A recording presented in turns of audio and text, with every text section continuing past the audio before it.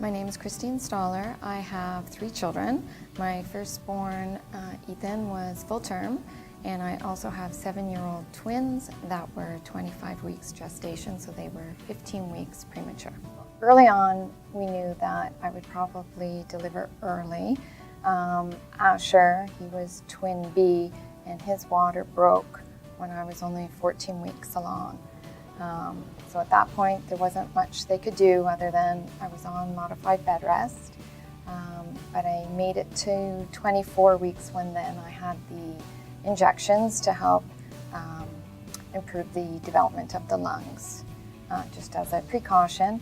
And a week later, unfortunately, I went into labor. So it was very scary. I had emergency C-section where I had to be put right out. The twins were delivered 2 minutes apart, and they were in the intensive care for 140 days. And just like all the neonatologists tell you, it's a roller coaster, especially with Asher, the one that the water broke. He was very sick from day one, and on about 3 occasions we actually got phone calls to come that they didn't think he would make it through the night, but he pulled through, and he's a fighter, and now they're doing well and 7 years old. One of the major challenges when you have a premature baby, I found, was feeling like a real parent. You know, the first time, nothing can prepare you when you see your child or children hooked up to all the wires and on high frequency ventilation, oscillators. You just don't feel like a real mom or a real parent. You can't hold them and cuddle them or breastfeed them or any of the normal things that you hope to do or would expect to do. So I think that's really hard. It was hard for me because I had, at the time, Ethan was 4.5 years old.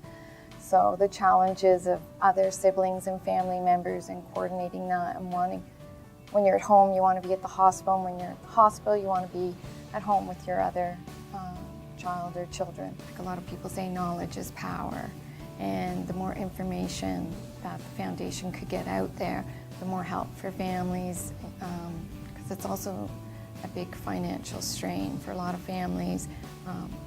Eating out at the hospital, parking, some people have to commute from farther away, so there could be government assistance or whatever, but to get the word out there that there is need, support for families, because there's little pockets, I think, of support in different areas, but it's not consistent throughout Canada. I actually spoke at a couple of nursing conferences, giving a parent's perspective of life in the NICU, and one of the things I would say, because they said, don't be shy, say what worked and what didn't. Often it was the communication skills.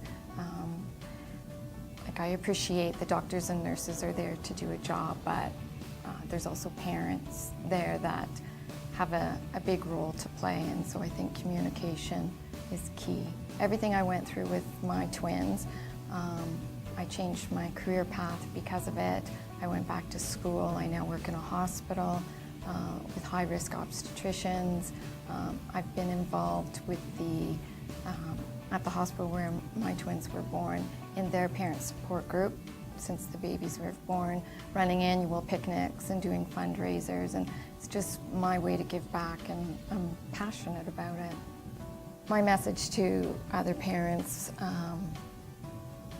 would be to never give up hope,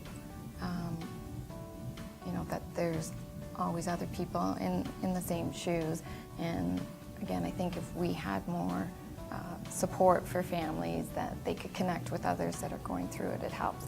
I found it was helpful when my kids were in the NICU to talk with other parents. And as far as a message for the foundation, I just hope to be a part of it and do whatever I can to help it fulfill its mission.